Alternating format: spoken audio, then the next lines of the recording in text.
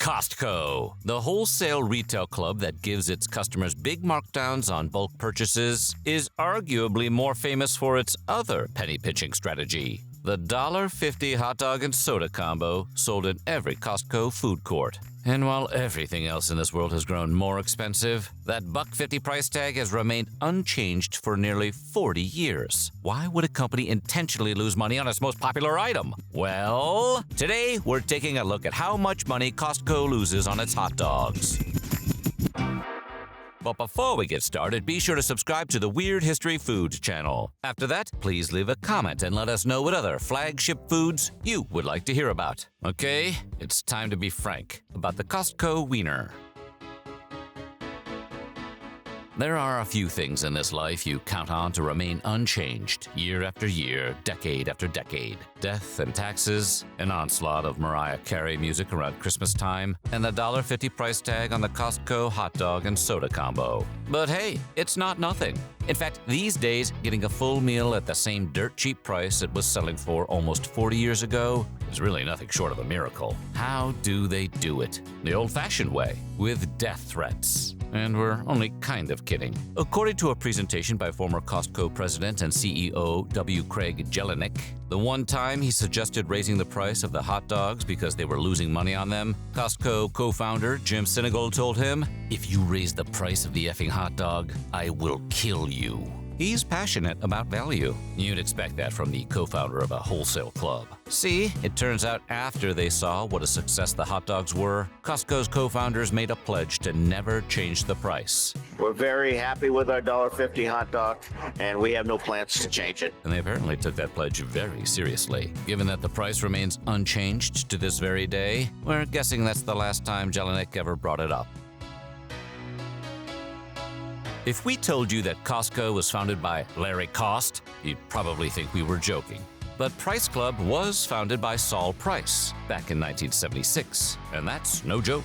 The first location was opened in a converted airplane hangar, and at the time, it was exclusive to small business owners. Price was nothing short of a pioneer in the area of bulk shopping, and Price Club was the world's first membership-based warehouse club. Costco was actually founded by Jim Sinegal and Jeff Brotman. After vacationing in France in 1982, Brotman, whose first business venture was operating a hot dog cart, decided to open a European-style retail wholesale store. As you do. He quickly hooked up with Sinegal, who used to be an executive at a chain called FedMart.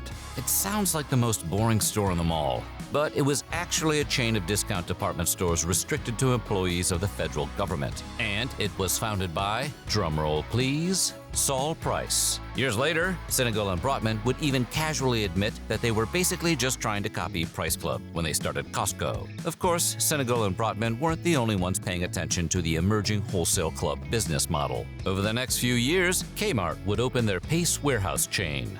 BJ's Wholesale Club would throw their hat into the ring, and smaller stores like the Wholesale Club would also spring up. But the defining event of the Wholesale Club universe occurred in 1983. The same year Mr. Roboto topped the charts and David Copperfield made the Statue of Liberty disappear. He brought it back, in case you were worried. During that same year, the first Sam's Club opened in Midwest City, Oklahoma. It was a seismic event for the industry, because the Sam in Sam's Club was Sam Walton of Walmart fame. And with that kind of muscle behind it, the chain would spread quickly. Meanwhile, the first Costco opened up in Seattle on September 15, 1983. You would think Price Club would be angry about its business model being duplicated by multiple competitors, but that's where the story takes a turn. In 1993, the two companies would merge and become Price Costco, the Voltron of discounts. Sam's Club already had a considerable jump on them, having over 220 locations, to Price Costco's 160 or so. Begun, the warehouse club wars had. In the earliest days, Costco wasn't exactly the store we know today. Memberships were mostly just for small business owners, so the warehouse didn't have much of a need to stock the things that seem essential to the Costco experience today, like groceries or 100 copies of a James Patterson novel. And most importantly, there was no food court. So what happened? Well, in short, hot dogs happened. In 1985, the visionaries at Hebrew National set up a hot dog cart just outside of Costco in San Diego, California. The cart sold a wiener and a soda for $1.50, and the thrifty combo proved to be incredibly popular. That success quickly led Costco to open Cafe 150, named for the price of most of the menu items, which were in turn priced the same as the hot dogs. A good gimmick is a good gimmick. Costco switched to their own Kirkland brand of hot dogs in 2008. Due to what the company described as problems with the availability of kosher raw materials and kosher production plant capacity, the Kirkland dogs aren't kosher like the Hebrew National ones were, which is a bummer, but for customers who don't keep kosher, they are 100% USDA inspected beef, and they contain no byproducts, corn syrup, or fillers of any kind. They're pretty decent weenies is what we're getting at. So don't let the store brand fool you. The cafe would add its now famously inexpensive pizza after Costco's merger with Price Club gave them access to the latter's pizza kitchens. Believe it or not, a lot of people have said I should do Costco pizza review. They're like, they have pretty decent pizza. I wait in line for like half an hour. These days, the menu also includes a turkey Swiss sandwich, ice cream cups, ice cream sandwiches, chocolate chip cookies, cold brew mocha freezes, mango smoothies, chicken bakes, and a rotisserie chicken Caesar salad, made with chicken from Costco's famous rotisserie chickens. Only the hot dog and soda combination is still priced at $1.50, but relatively speaking, it's all still pretty inexpensive. Thanks to Costco's philosophy of, why buy a little when you can buy entirely too much for the same price? So, the big question is, does Costco really lose money on its hot dog and soda combo? And if so, is it really worth it? And if so, is there some way the rest of us can get rich on cheap hot dogs? The short answer is yes, yes, and probably not. The long answer involves a little math. First of all, the numbers are increasingly massive. Costco sold 151 million hot dogs in 2019. By 2022, they were up to 156 million. And just a year later in 2023, their food court sold somewhere in the neighborhood of 200 million beef hot dogs, making them the scourge of cows everywhere.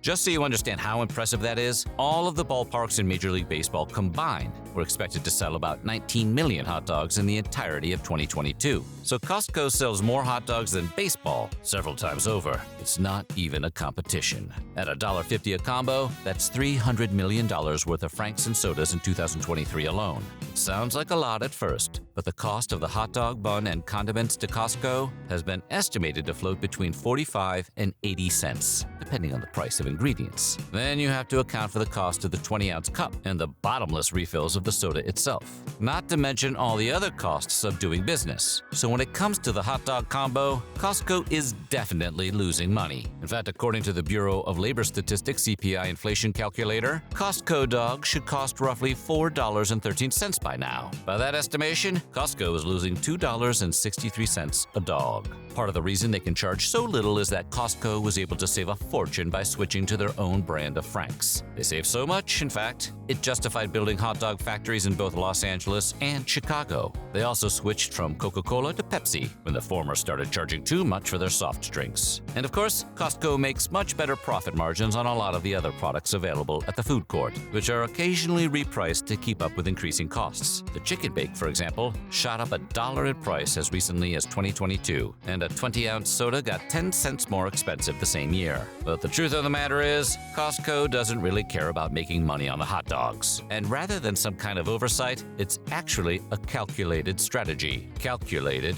and delicious. In business terms, Costco's hot dogs are essentially what is known as a loss leader. A loss leader is a product priced at or near a loss in order to draw customers into the store or keep them there longer, in hopes they will buy more expensive items while they're on the premises. So essentially, come for the hot dogs, stay to buy a big screen TV, a barbecue, and some patio furniture. It's the same reason many restaurants don't charge for bread or water, or for soda refills. You can afford to take a small loss on Mr. Pibb refills if your customer is eating a $50 steak. And the hot dogs are far from being Costco's only loss leader. The company is also famous for its ridiculously inexpensive $5 rotisserie chickens, and they sold $137 million worth of them in 2023. Others have pointed to the advantageous pricing they offer on gas and bottled water. In other words, Costco is losing more than one of its shirts. But the strategy goes a long way to building brand loyalty loyalty. As Senegal said, when you get customers who are that delighted with something, it's worth your time and energy to make it work.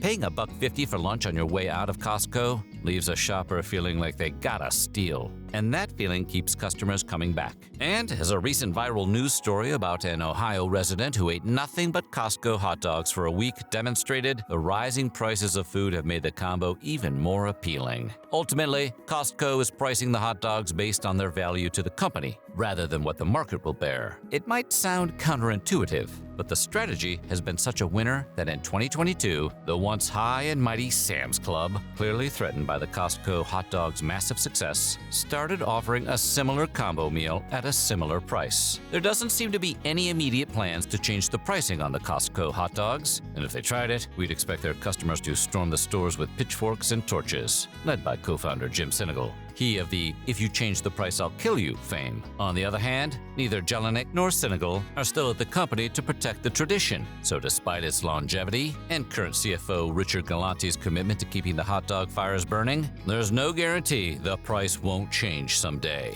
So our recommendation is to get them while the getting's still good. Maybe buy them in bulk. So what do you think? Have you ever eaten a Costco hot dog? Let us know in the comments below. And while you're at it, check out some of these other weird history food videos.